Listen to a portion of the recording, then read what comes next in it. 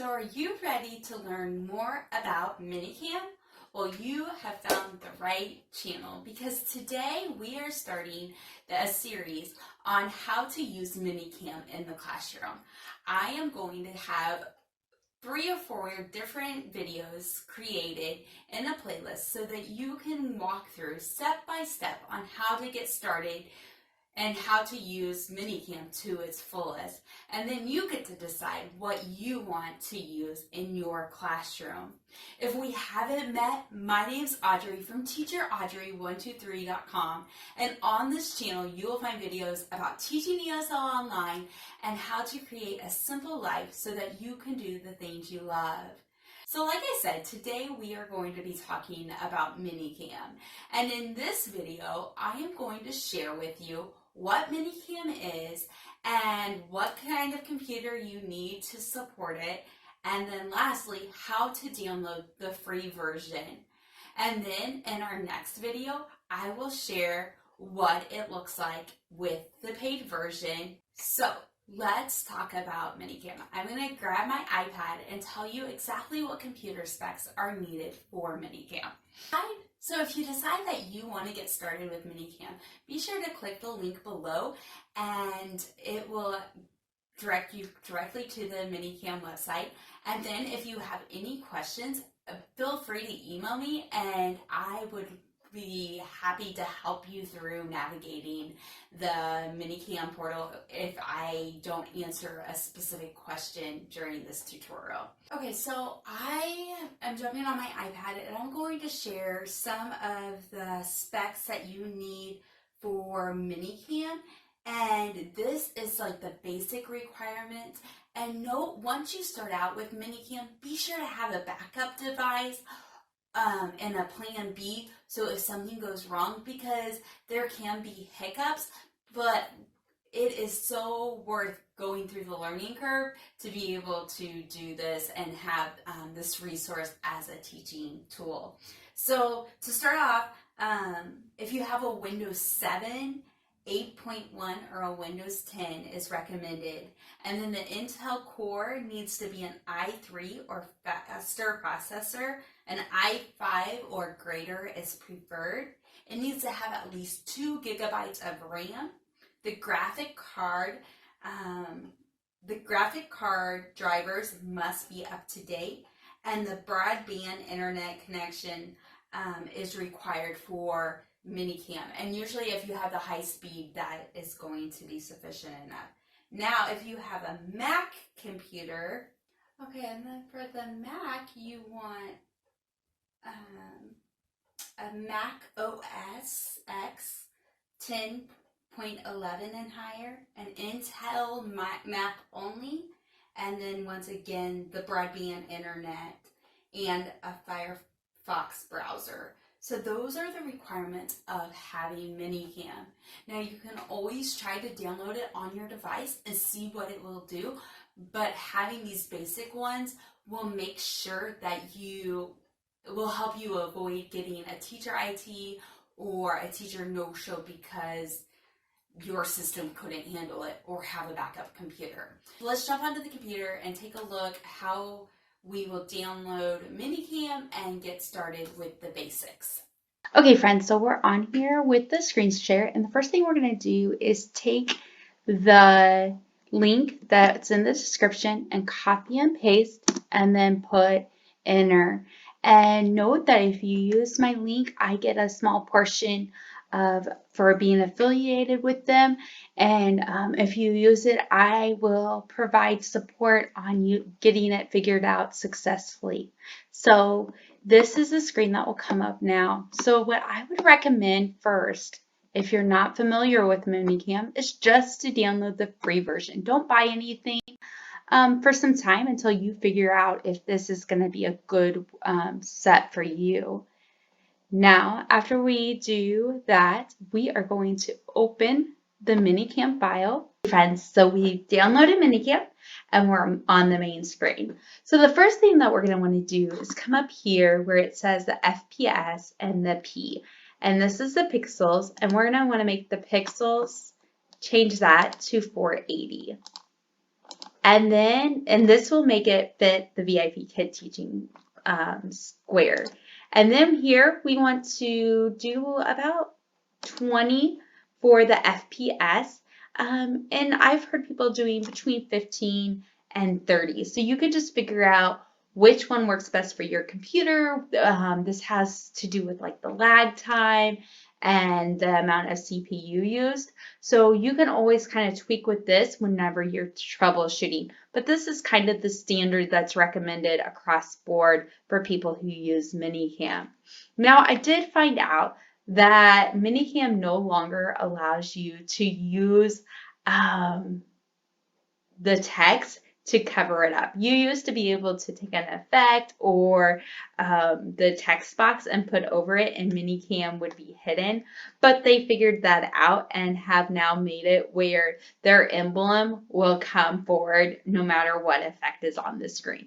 So that's kind of a bummer, but I really feel like as teachers we will be okay having the MiniCam free version and trying it out to see if we want it. I do recommend once you get your feet wet and you learn the things that you can to get at least the basic package if you don't want to do the green screen. But the studio will give you pretty much all you need for all the different possibilities of using it for your classroom. So with that said, we're just stuck with the emblem. So I want to walk through over here on the right hand side, and due to my screen recorder, we're kind of limited on what I can show you, but I will be able to get the gist. So on here is the preset. So we have preset 1, which is the main one, and then we're allowed one more preset. And you can add preset. And in my next video, I am going to share with you how to make an open and closing screen. So if you decide to jump on board before our next video, you can just get like a post-it note and put over this, or I've heard of teachers that's taken toilet paper rolls and printed out like a small dino or a small welcome, and then they put that up and over the camera, and that's what the parents and the student sees as they wait for class to start. So that's up to you. Apparently, if you haven't been using MiniCam, you haven't had the welcome screen, so you kind of know what works for you. So like I said, we'll cover that in the next video. And then here you have your volume, and you have here your audio playback device, and you just go here and you click which one you want and you hook it up to your headset. I'm not going to select anything since I'm doing my screen record. You can mess with the noise suppression and the volume just to figure out what works best for you. Then we have the screen tool here, and this is really nice. This gives you the ability to write on your screen. So I could come here and pick my pen, and you can get as thick or thin that you want. So say I'm teaching the letter S, and I'm wanting my student to write S. I can say, write S, S, S. And they can write S. I could practice writing their sight words. Really, it's limited. You can use right across your face as the board. Today in class, I did that just instead of using my dry erase board or going to a different precept.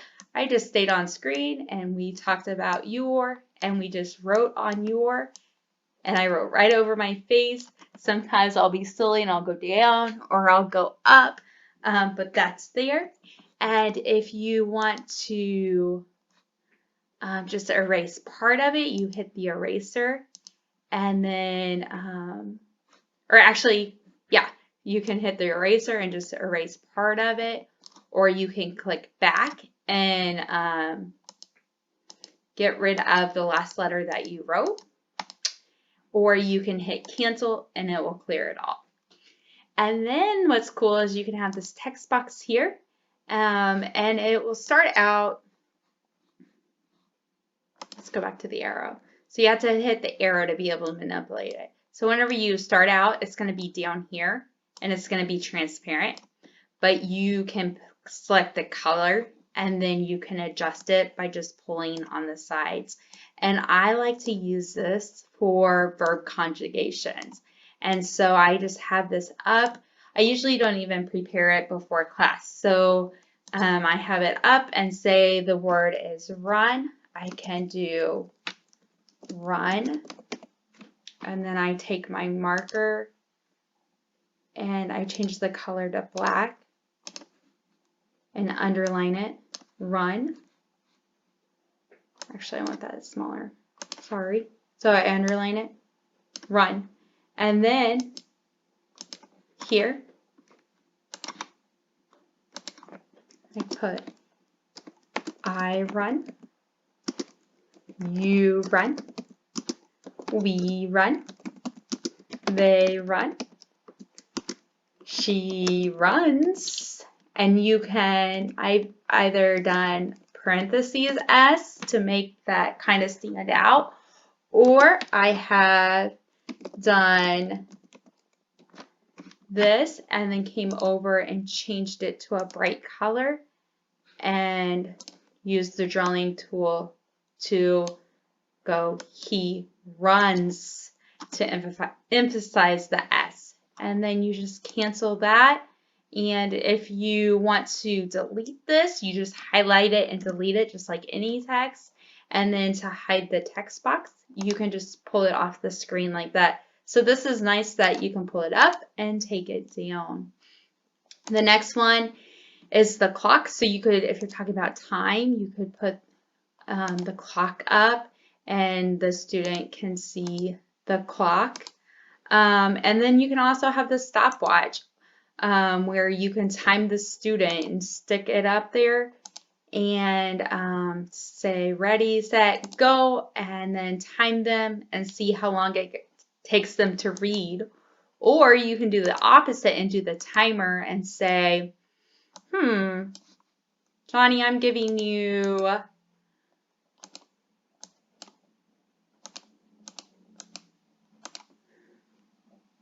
1 minute. Can you beat the time? Ready, set, go.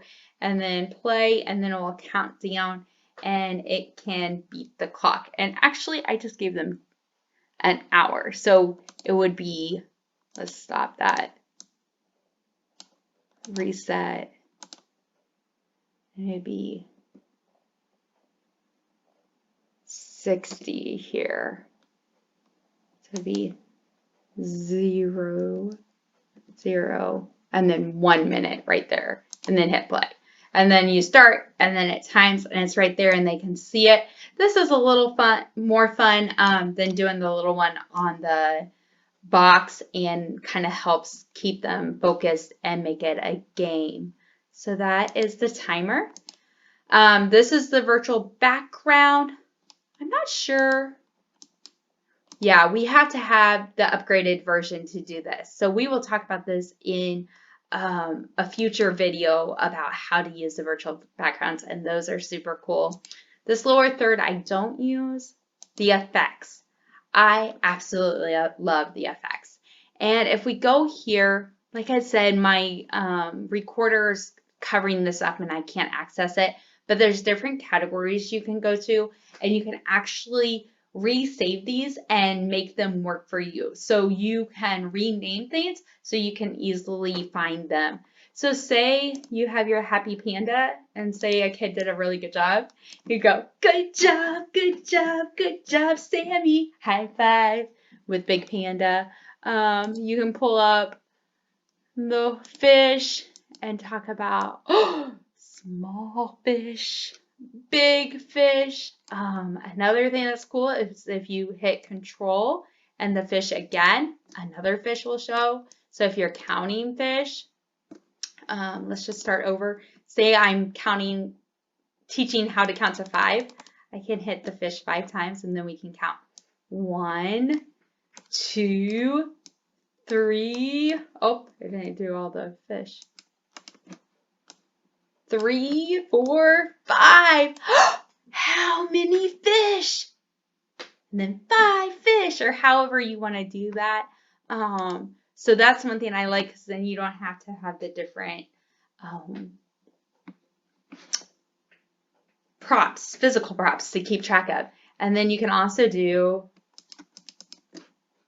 you can say, this fish is big. This fish is bigger. This fish is the biggest. And so just mess around with it and think, how can I use these digital effects to add some flavor to my classes? And then you have your recordings. You can click this camera and get pictures.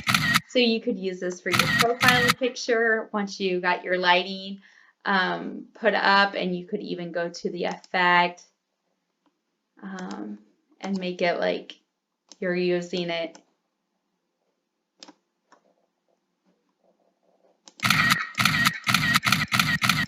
to make an interesting picture for your profile picture or one of your videos. You can also record, which I use this whenever I'm recording a new video for my intro video. So I can pull in some of the effects, and there's also masks that you can use. So I could be like, oh, you have to download something for this, so I'm going to wait for later. But you have just all different types of effects that you can use, which is a lot of fun. And you can record and then stop, and then it will show up here and show you your recording. And I always check this, my recording, if I've done something with my mic, and make sure I can hear myself being recorded. And then if it's not working, that means I need to go troubleshoot in the audio part. And then the favorites, I don't use the favorites. If you know anything about the favorites, go ahead and make a comment. And then up here are your settings, and you can just go to minicam.com and they will let you know the best setup for this. So I hope that you found this video helpful, and go ahead and download it. Practice looking through your effects. And this week's challenge is for you to just use the effects and pull in 1 or 2 different things from this video to use in your classes and see how you like it. Keep it simple, no stress, and even if you just get it downloaded and you play with it, you don't even teach with it, that is fine. And like I said, if you watch this video up here, it will show you how to create an opening slide using Canva, and I will show you in our next video how to add that as a preset. If you liked today's video, please give it a thumbs up and be sure to subscribe and hit that bell so you will be notified for each video in this series, and you can learn how to use MiniCam. It's such a fun program, and I hope you enjoy it as much as I do. Thank you. Thank you, and have a great day. Bye.